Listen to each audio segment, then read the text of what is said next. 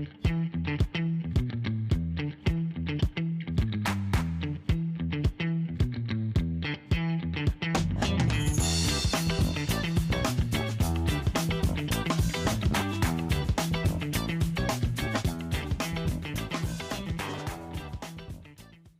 I'm Brian Dunn, and welcome to the most important podcast ever. What makes it so important? It's not about me, it's about you. This podcast is about ordinary people doing extraordinary things, the moments of resilience, the lessons learned, and the small acts that made a big difference. From retail floors to boardrooms to tulip fields, we'll share the untold stories that shape lives and careers. This week, our guest is Andrew Miller, uh, who I now loosely refer to as the Tulip King. You'll understand why in a few minutes. Andrew has such an interesting story he's going to share with us. He's a former military intelligence officer, a very successful executive with companies whose names you know, and now he runs and operates Tulip Farm in Washington. He's going to tell us where. And he has a successful and fascinating take on agro-tourism. And I can't wait to hear about it. Hi, Andrew. Thanks for being here. Hey, it's so good to be here. Appreciate it. Yeah, nice. The Tulip King, that's a new one for me. So I'll try to live up to it. Well, you have inspired me. I read the Business Insider article, and I'm a daily visitor to your Instagram page, which is Tulip Valley Farms. Yeah, at Tulip Valley Farms. at Tulip Valley Farms. I'm telling you, folks, it's a great watch and it's fascinating. And Andrew has a nice sense of humor to go along with it all. So it's a lot of fun. I am very pleased that you're back with us. Thank you so much, Andrew.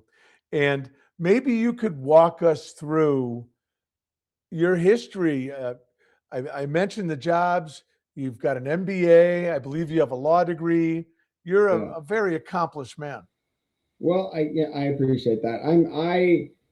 You know, well, I'm just a kid who's tried to do the right thing. And I grew up here. We're in Mount Vernon, Washington. I'm about 60 miles north of Seattle, right on the coast, and nestled in the Cascade foothills here. And I just grew up trying to do the right thing, and you never know. And I'm an Eagle Scout. I think that's the one thing that I don't tell everybody. I was thinking about, people ask me how do you do all this stuff? And everything I do, I figure out. And I think I learned that as a Boy Scout. There's a lot of figuring out that goes into being an Eagle Scout, and I just kind of made a career out of figuring stuff out. And A so, lot goes into being an Eagle Scout, oh doesn't it? yeah, no, for sure. Yeah, I don't minimize that. It's funny. I was thinking about that. It's like, yeah, this is really where did it start? If I had to map it back, it was just I love learning. I love figuring stuff out. And yeah, I grew up. This is a great place to grow up here in Mount Vernon, Washington. It's a small community, small farming community, but. Yeah, I grew up 11 years old, started picking strawberries in the field, and then you graduate up to Rogan spinach, and then sooner than later you find your way out into the world. And I was an Air Force intelligence officer, and I just love learning. I tell people my job was trying to find bad guys and look around corners, and then I turned that into a whole career of trying to look around corners without being a bad guy. So I did. I went to law school. I got my MBA, a couple other master's degrees in organizational leadership and in strategy. And 10 years ago, I woke up at Amazon and just didn't see a clear path forward. Just it wasn't enjoying the cultures, I think, as much as some other people. And I said, that's it. I'm going to figure it out. I'm going to move home. Only qualification I have for being a farmer is I have 6 kids.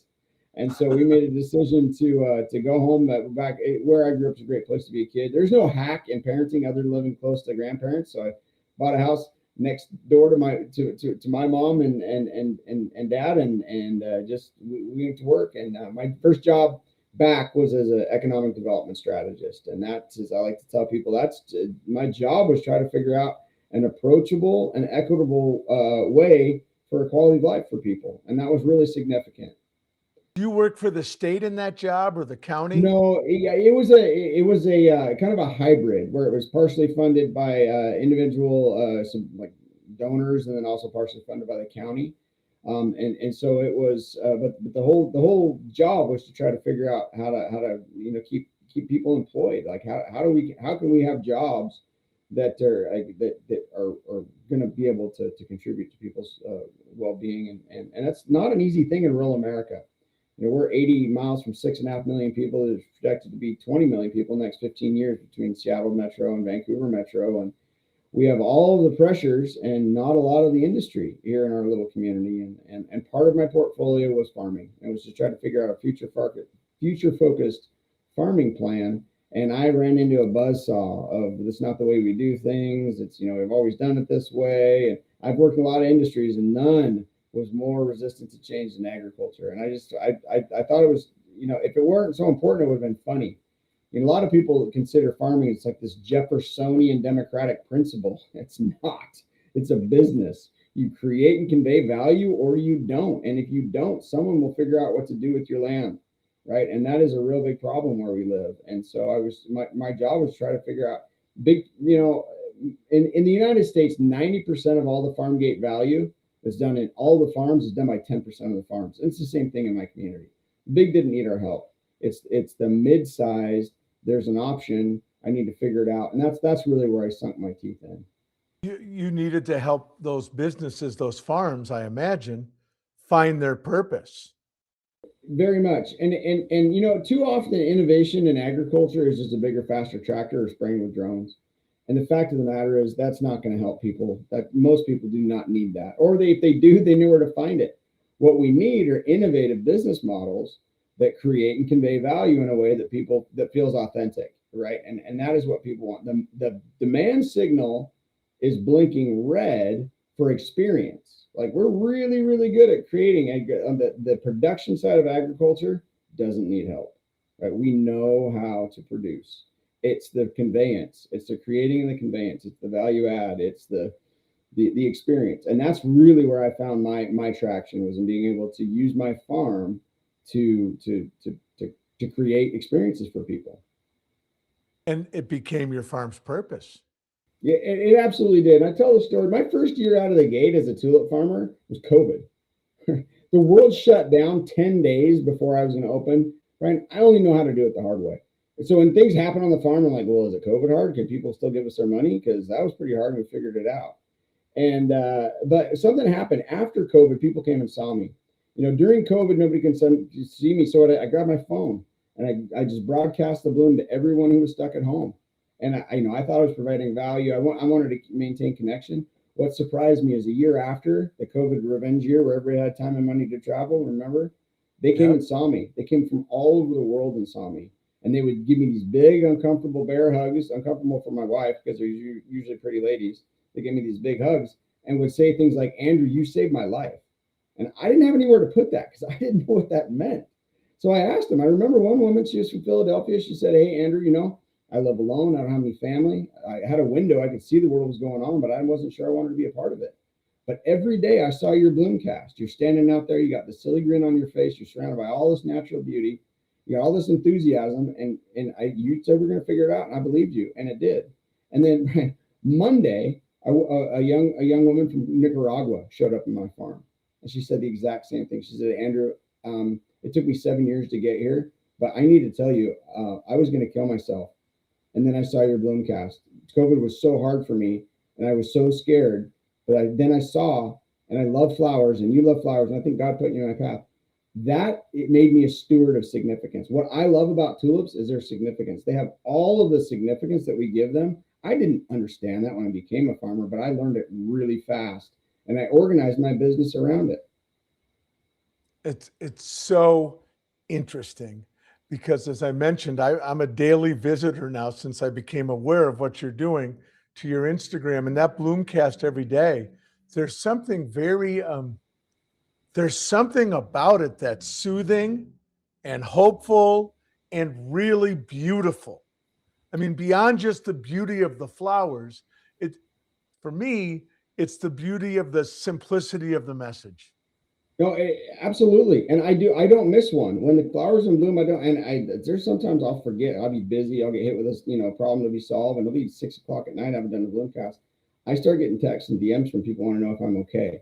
because I haven't done the bloom cast yet. So people, I don't, maybe they do rely on it. I don't know. I rely on it, and it's an opportunity to connect. And I think in a world where it is cheap on food, we're cheap on a lot of things, but on connection, we connect through the color that I grow. Right, there's beauty in the bloom.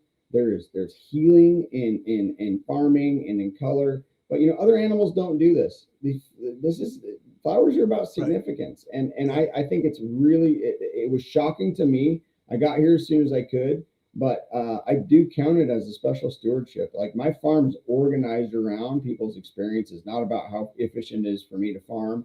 Now I do things that are really inefficient because they're really good for people on the farm. It opens up opportunities to experience things in ways that I otherwise wouldn't.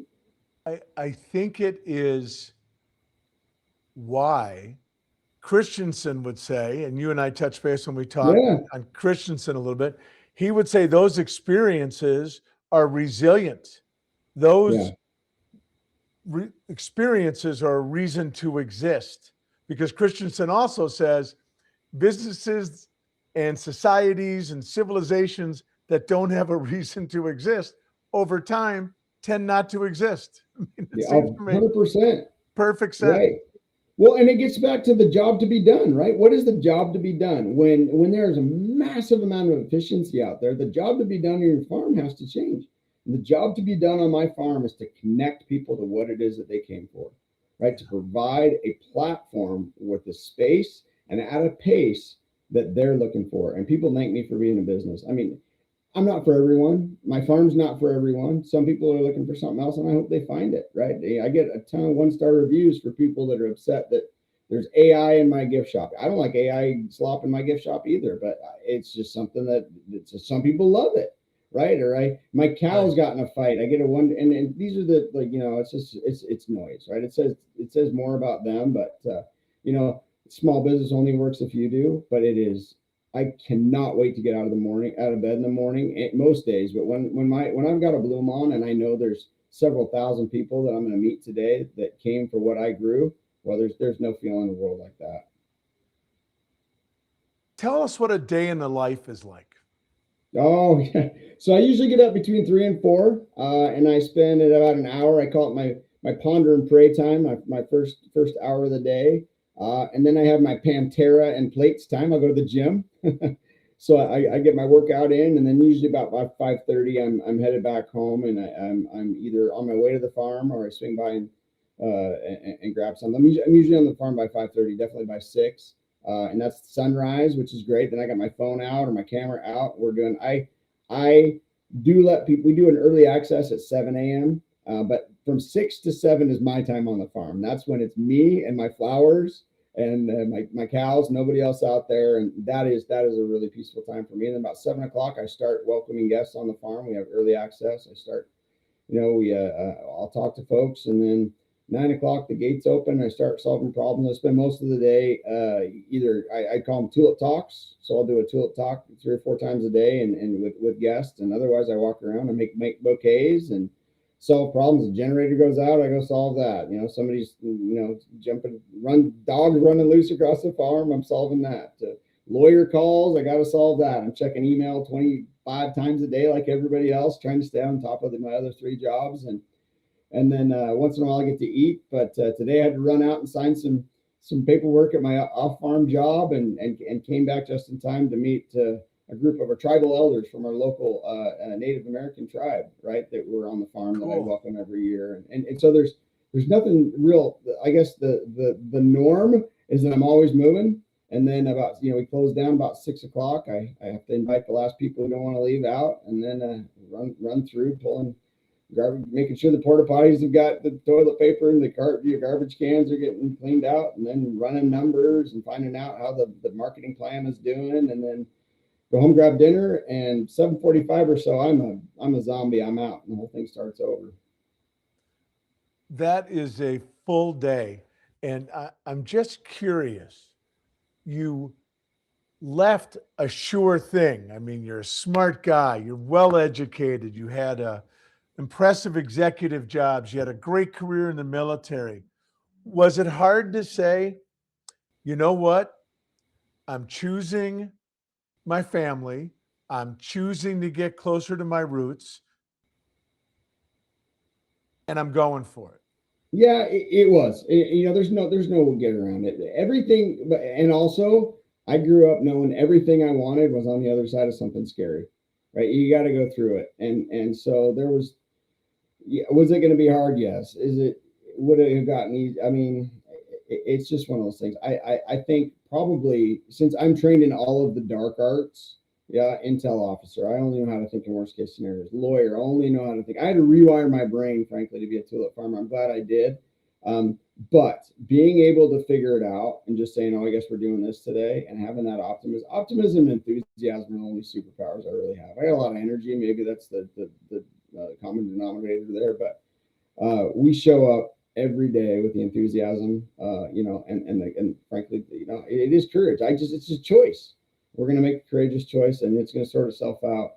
It's not going to kill us. We might have to suffer, but you know what? We suffer with a sure thing. And then I had tons of friends that are, that things were going great, and then lost their job, and they ended up not doing what they wanted to do. And so, yeah, it was a challenge, but I have a loving wife who understands that she married a tulip cowboy. But I wasn't a tulip cowboy. She knew I was, I was going to do something significant. You were a tulip cowboy. You just didn't know it yet.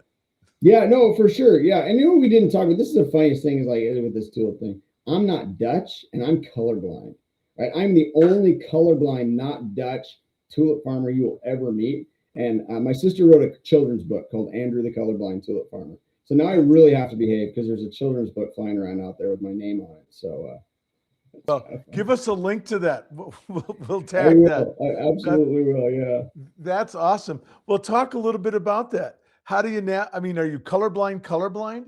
No, I'm red, green, hue blind. Right. And so what that really means is that I rely on my wife to decide everything. This thing that I do is phenomenal because I get to do it with my wife and my family. I mean, I was out there, I had a big weekend last weekend. I looked around, darn near everyone that was out there working for me was either related to me or a very close friend, right? This is seasonal work. So everybody just says, hey, Andrew was there for me. I'm going to be there for him. There's a lot of things I can do on a Saturday or Sunday. I'm going to go out and help Andrew with his tulip farm, which is a lot of fun.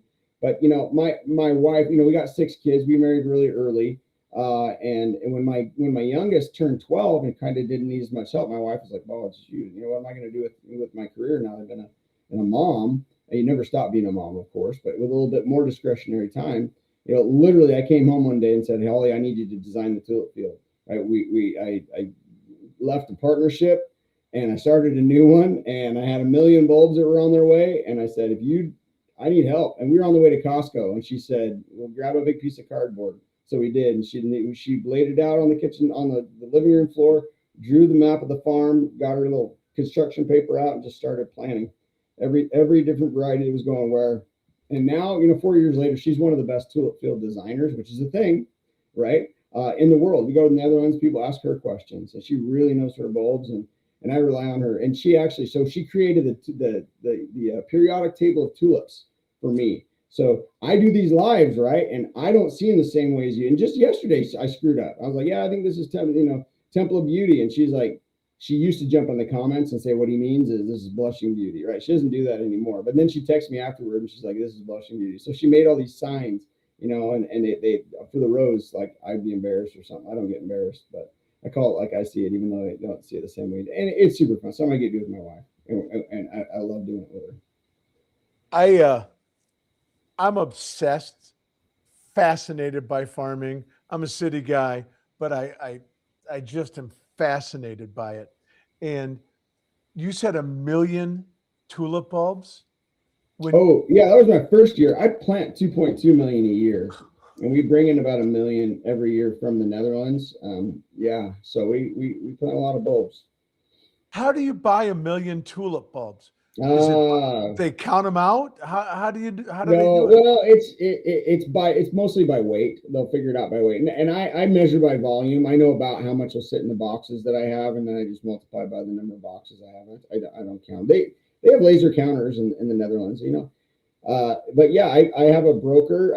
For about 5 years, I used a broker, and then I went to the World Tulip Summit, and I met some friends that were growers, because of course you did, right? They actually invited me a colorblind lawyer tulip farmer to The Hague to present. I was a keynote speaker at the World Tulip Summit a couple of years ago. I made a bunch How of cool friends. is that? It was super cool. I mean, there's people from all over the world, Korea and China and New Zealand and Belgium, and they were really curious how it was that people were paying me to come and pick flowers, because you pick isn't really a thing in the rest of the world. And so I was explaining how our model works, and the whole significance thing is really not.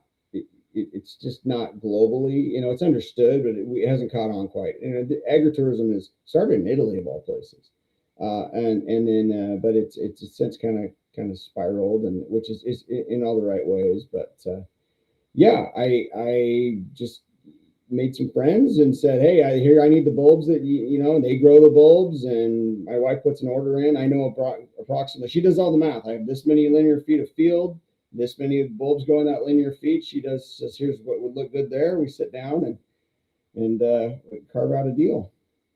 Oh, that's so interesting. So you get to Yeah. use so much of what you've learned and experienced over the Oh, yeah. years. Yeah. And also, I'd imagine you have to have a healthy dose of humility, because you're fairly weather dependent, are you not? Oh yeah, yes, we are absolutely weather dependent. And that is I say there are no atheists and foxholes around farms, right? It is everything here exists by the grace of God. And we get bad weather. I mean, there is the Norwegian in me will say there's no such thing as bad weather. There's only bad clothing. Yeah, that doesn't apply to farming. Okay, there's bad weather. There's weather that hits the bottom line, Yeah. and there's nothing you can do about it. But especially being new to this, I that's probably the intel officer. I am just insatiably curious, right? And once I get into somebody who also shares that wants to teach me, man, it's on. I call them my Dutch uncles, my mentors in the Netherlands. They're not really my uncles, and I'm not really Dutch, but the price of their mentorship is unrelenting criticism, often in public, right? If you see somebody trolling me on Instagram, it's probably one of my Dutch uncles, and I love them. I stay with them when I go to the Netherlands. They come stay with me, but yeah, they're the ones who connected me, and I think they take pity on me. But yeah, there's no pride. I have a lot of pride in what I do, but there's a whole lot of humility that goes into, look, I don't know what I don't know. I walk into the parts store, I still don't know how half these things do. I didn't grow up around tractors. I'm not a mechanical. Only thing I'm less of than a farmer, like the science side, is on the mechanical side. And so I just say, hey, I don't know what this doohickey does, but my crew said me to get one because I got the credit card. And for some people, that would be really hard. But I don't need to know it all. I'd rather be a learn-it-all than a know-it-all. And how did you make the connection with if you'll allow the term, the tulip mafia, the Dutch? Oh yeah, well, no, they reached out, and so through friends of friends. But as far as the being a little bit of a notable in the industry, the World Tulip Society reached out and said, hey Andrew, you're making waves. Would you like to come in and speak? And now I've just got great friends. I everywhere I go, I'm making friends, and so I literally there's not a continent that's not growing tulips that I don't know somebody now. And my life is really rich because of tulips and the connections that I have. But again, I just show an interest, and it's a genuine interest. I'm like, what does the World Tulips, what does the chair of the World Tulip Society do? So I meet Ebo, and then Ebo's got a business that creates these. It's like an outdoor museum about tulips. I'm one of the only farms in the U.S. that has that, because I knew to put it on my farm, because I know people love learning about tulips. And so just being humble and asking good questions and showing an interest to other people, stuff that I learned as a 12-year-old. When you introduced the concept of this sort of agritourism to your area, were some of the existing farmers, smaller farmers, were they skeptical? Oh yeah, they're still skeptical. One of the deals is I think, and maybe this is just human nature, but there are some power brokers that feel like you got to ask their permission to do something. If it has to do with ag, then the big farmers, the boss hog farmers, they need to be able to prove stuff. I don't have any patience for that. I really don't. And maybe they're pulling strings. Even my own county sued me for not getting a permit to bring in gravel, which you don't need to do anyway. So I don't know who's pulling what strings. I just, again, knowing what I know, it's like, fine, I'll sue you in federal court. Like you don't get to push me around. And on behalf of everybody else that you screwed that doesn't have the understanding or the tenacity to stand up to you, pound sand. Like, you don't get to do this to people like me, or anybody for that matter. It's just I laugh and say one of the reasons I don't practice law is because I can't handle the injustice.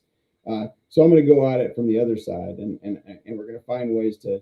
It's really hard to argue with success. And my farm has been very, very successful. And again, it's not me. I'm good at identifying opportunities and building teams and processes around what needs to be. And so not everybody's going to like that, and that's fine.